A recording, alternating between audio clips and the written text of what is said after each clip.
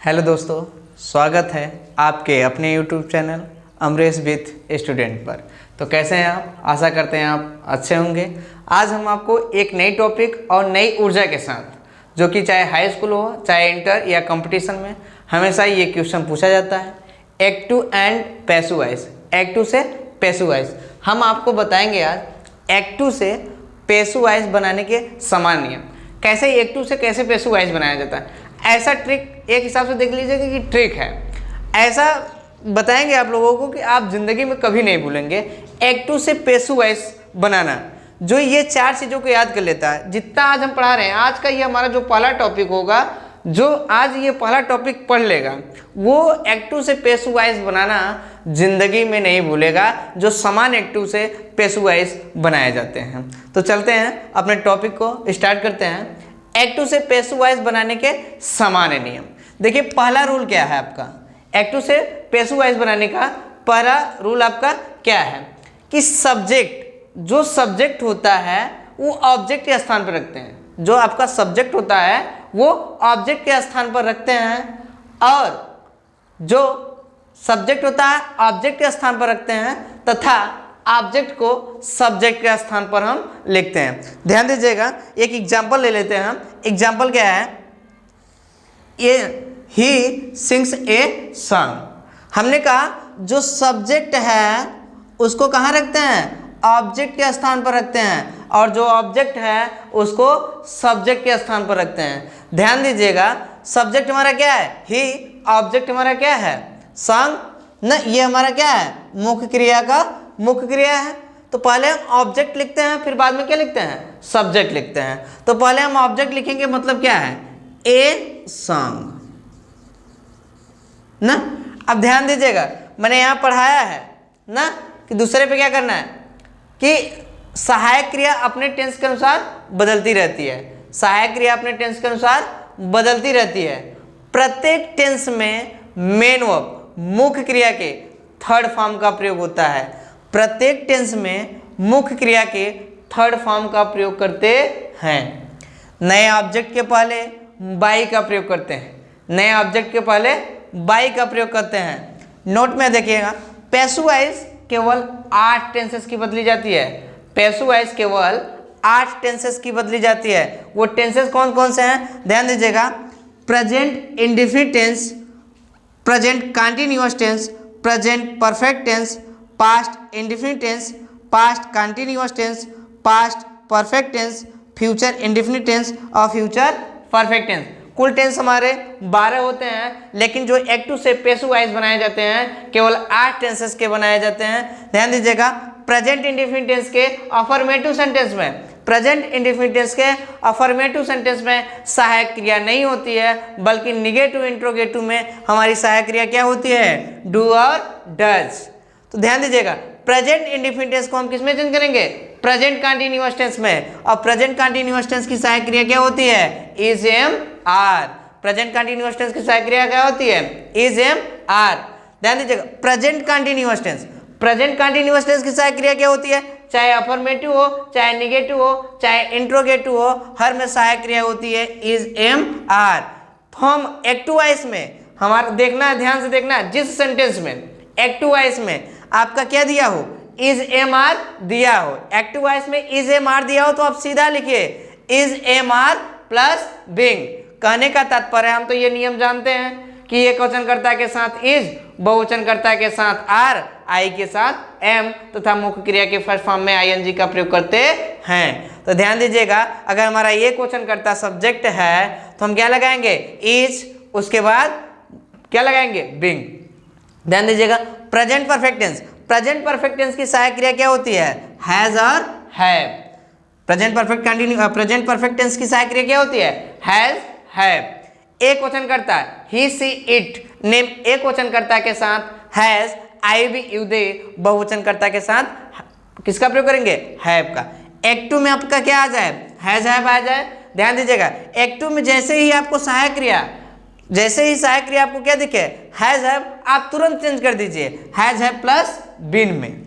ध्यान दीजिएगा, past indefinite tense सबसे मोस्ट इंपॉर्टेंट, सबसे ज्यादा परीक्षा में पूछा जाता है पास्ट इंडेफिनिट टेंस सेंटेंस से। Past indefinite tense, past indefinite tense के अफर्मेटिव सेंटेंस में सहायक क्रिया नहीं होती है बल्कि मुख्य क्रिया का सेकंड फॉर्म प्रयोग किया जाता है।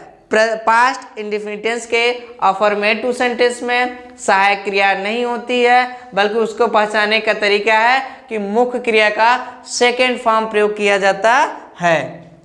ध्यान दीजिएगा, पास्ट इंडेफिनिट टेंस में नेगेटिव में जैसे आपको डिड देखे आप सीधा किसमें चेंज कीजिए, वाज वर, या पास्ट इंडेफिनिट टेंस में कोई सहायक क्रिया ना हो, पास्ट इंडेफिनिट टेंस में कोई सहायक क्रिया ना हो बल्कि मुख्य क्रिया का सेकेंड फॉर्म हो, मुख्य क्रिया का सेकेंड फॉर्म हो तो आप सीधा किसमें चेंज कर देंगे, सहायक क्रिया वाज वर में। वाज वर किसकी सहायक क्रिया है, पास्ट कंटीन्यूअस टेंस की। ध्यान दीजिएगा, पास्ट कंटीन्यूअस टेंस की एक्टिव वॉइस में सहायक क्रिया क्या होगी, वाज वर। क्या होगी, वाज वर। जैसे ही आपको वाज वर दिखे आप वाज वर प्लस बीइंग कर देना। पास्ट परफेक्ट टेंस की सहायक क्रिया क्या होती है, हैड।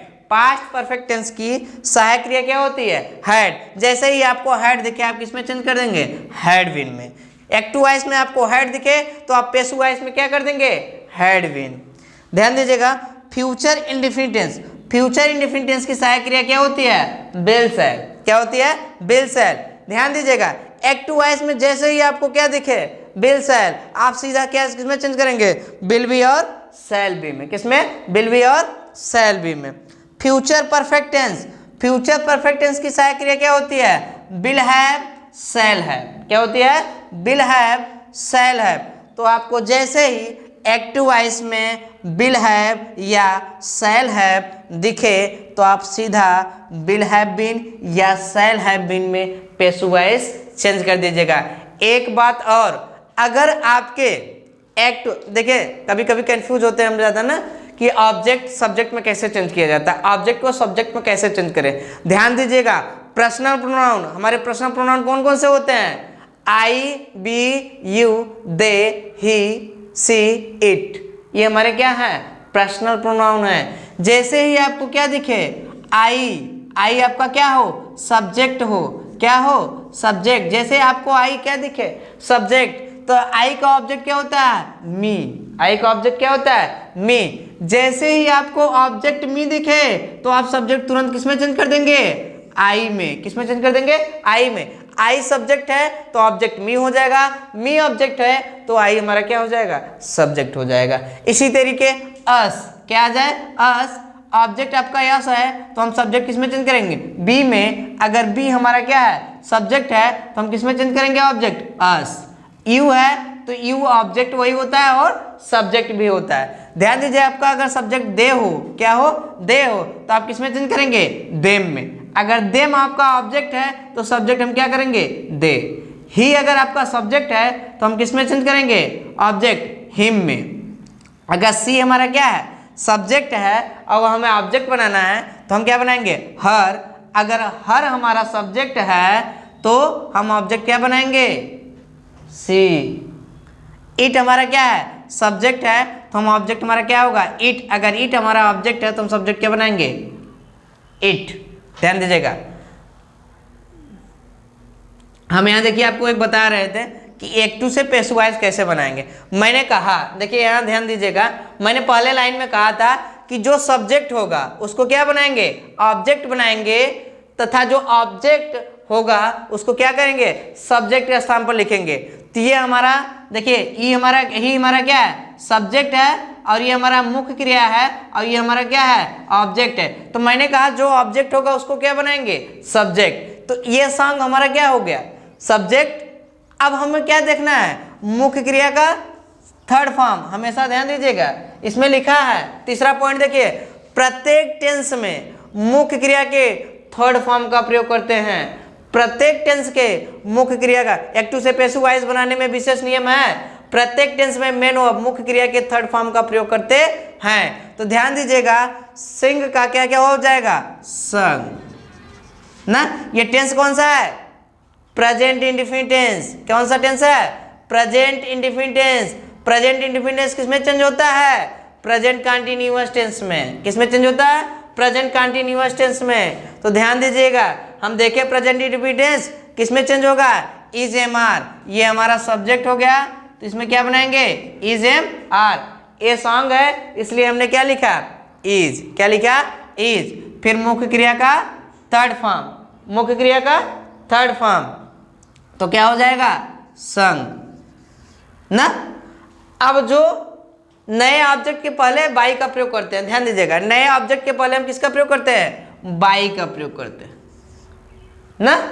और फिर देखिए जो ऑब्जेक्ट के जो सब्जेक्ट होता है हमारा, क्या करते हैं, सब्जेक्ट के स्थान पर हम किसको लिखते हैं, ऑब्जेक्ट, और ऑब्जेक्ट के स्थान पर हम किसको लिखते हैं, सब्जेक्ट को। तो ऑब्जेक्ट के स्थान पर हम किसको लिखेंगे, सब्जेक्ट को। ध्यान दीजिए ही को हम किस में चेंज करेंगे, हिम में। किस में चेंज करेंगे, हिम। ध्यान दीजिए ही हमारा कहाँ है, यहाँ ही है, सब्जेक्ट है, तो इसका ऑब्जेक्ट क्या है, हिम। तो हमने क्या बना, ठीक है। करा I do not read novels. देखना I do not read novels कौन सा टेंस है, ऐसे पहचान गए, ये हमारा कौन सा टेंस है, प्रेजेंट इंडेफिनिट टेंस का negative sentence. Present indefinite tense का negative sentence, I do not read novels, ये हमारा ऑब्जेक्ट है ना, और ये हमारा मेन वर्ब है, ये तो निगेटिव नकारात्मक शब्द है, ये हमारी हेल्पिंग वर्ब है, और ये हमारा क्या है, सब्जेक्ट है। तो जो ऑब्जेक्ट रहता है उसको किस में परिवर्तन करेंगे, सब्जेक्ट में। तो ऑब्जेक्ट हमारा क्या है, नोवेल्स ना, तो हम बनाएंगे नोवेल्स। ये हमारा सब्जेक्ट हो गया नोवेल्स। अब ध्यान दीजिएगा सब्जेक्ट के बाद क्या लिखेंगे, सहायक क्रिया। ध्यान दीजिएगा प्रेजेंट इंडेफिनिट टेंस में डू डज आ जाए तो हम किस में चेंज करेंगे, इज एम आर में। तो नोवेल्स हमारा एक वचन करता होगा, उपन्यास है, बोले तो कौन सा नाउन, पर्सनल नाउन है ना, सॉरी प्रॉपर नाउन है। प्रॉपर नाउन में क्या होता है, हमेशा एक वचन करता होता है, तो क्या हो जाएगा यहाँ, इज। क्या हो जाएगा, इज। अब ध्यान दीजिएगा है नॉट, डू नॉट है, तो क्या हो जाएगा, इज नॉट। मुख्य क्रिया का थर्ड फॉर्म, अब क्या लगाना है, मुख्य क्रिया का थर्ड फॉर्म। तो मुख्य क्रिया का थर्ड फॉर्म क्या हो जाएगा, रीड। तीनों का फॉर्म क्या होता है, रीड रेड रेड। रीड का तीनों फॉर्म होता है, रीड रेड रेड। ठीक हो गया इतना काम हमारा। और यहाँ देखिए नए ऑब्जेक्ट के पहले हम किसका प्रयोग करते हैं, बाई का प्रयोग करते हैं। नए ऑब्जेक्ट के पहले बाई का प्रयोग करते हैं, तो जो सब्जेक्ट रहता है उसको किसमें चेंज करते हैं, ऑब्जेक्ट में। तो आई का ऑब्जेक्ट क्या हो जाएगा, मी। आई का ऑब्जेक्ट क्या हो जाएगा, मी। ध्यान दीजिएगा he is reading books, he is reading books, तो क्या हो जाएगा, बनाइए आप लोग। ये टेंस कौन सा है, इज आ गया, तो present continuous tense. Present continuous tense में हम क्या करेंगे, प्रेजेंट कंटीन्यूअस टेंस में सहायक क्रिया is am are plus being. बनाइए, जो ऑब्जेक्ट है उसको सब्जेक्ट बनाइए, बुक्स ना, बहुवचन है तो बहुवचन कर्ता के साथ क्या करते हैं, आर। बुक्स आर हमेशा मुख्य क्रिया का थर्ड फॉर्म होगा, बुक्स आर रीड। नए ऑब्जेक्ट के पहले बाई का प्रयोग करते हैं ना, तो बाई ही सब्जेक्ट है, इसको ऑब्जेक्ट में चेंज करेंगे, क्या हो जाएगा, हिम। बन गया आपका सेंटेंस। देखिए अगला सेंटेंस देखिए, करा रमेश इज प्लेइंग क्रिकेट। ये भी कौन सा टेंस है, present continuous tense. Present continuous tense की सहायक क्रिया इज एम आर, तो इज आ गया तो हम पहचान गए ये कौन सा टेंस है, प्रेजेंट कंटिन्यूअस टेंस। जो ऑब्जेक्ट है उसको सब्जेक्ट बनाइए, क्रिकेट ना, इज है, इज लिख देंगे क्योंकि एक वचन करता है। हाँ, फिर उसके बाद मुख्य क्रिया का थर्ड फॉर्म, तो क्या हो जाएगा, प्लेइंग का क्या हो जाएगा, प्लेड। और नए ऑब्जेक्ट के पहले किसका प्रयोग करते हैं, बाई का। बाई रमेश, जो सब्जेक्ट है उसको ऑब्जेक्ट में चेंज कर देते हैं। हुआ ना आगे पीछे, जो पीछे था उसका कान पकड़ के आगे रख दिया, और जो आगे था उसका कान पकड़ के पीछे रख दिया। आई बात समझ में, ऐसे करना है। जो सब्जेक्ट था उसको ऑब्जेक्ट बनाए, जो ऑब्जेक्ट था हम उसको क्या कर दिए, सब्जेक्ट। बाकी सेम प्रोसेस है, सहायक क्रिया इज, उसके बाद मुख्य क्रिया का थर्ड फॉर्म, नए ऑब्जेक्ट के पहले बाई का प्रयोग करते हैं। ये रूल में लिखाया गया है, इसको ध्यान से लिख कर पढ़ लीजिएगा। The teacher is not teaching us. Us आ गया ऑब्जेक्ट, ध्यान दीजिएगा, अस ऑब्जेक्ट आ गया। देखिए अस है, अस किसमें, अस का सब्जेक्ट क्या होगा, बी। क्या होगा, बी। तो हमें कुछ करना नहीं है, क्या लिख देना है, बी ना। अब ध्यान दीजिएगा टेंस कौन सा है तो प्रेजेंट कंटिन्यूअस टेंस, लेकिन निगेटिव सेंटेंस। बी कैसा करता है, एक वचन कर, आई और बी ना, बी हमारा बहुवचन करता होता है ना, तो बहुवचनकर्ता के साथ लगे क्या लग जाएगा, बी आर ना। अब नाट है, नाट लगा दो। टीचिंग का क्या होता है, टॉट। टीच का थर्ड फॉर्म क्या होता है, टाट। हाँ, उसके बाद बाई, नए ऑब्जेक्ट के पहले बाई का प्रयोग करते हैं, बाई द टीचर। अब एक सेंटेंस है, ही रोट ए लेटर। ये टेंस कौन सा है बताइए, पास्ट इंडेफिनिट टेंस। ये कौन सा टेंस है, पास्ट इंडेफिनिट टेंस।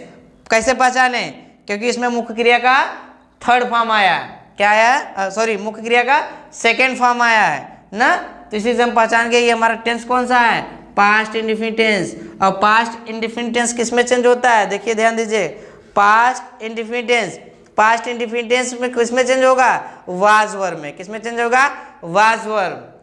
ठीक है, अब ये आप लोग कमेंट में जरूर बताइएगा इसका। ठीक है, इसको बना के एक टू हमने दे दिया, पेशु वाइस आप कमेंट में जरूर बताइएगा। आई होप, आशा करते हैं आपको ये वीडियो पसंद आई होगी।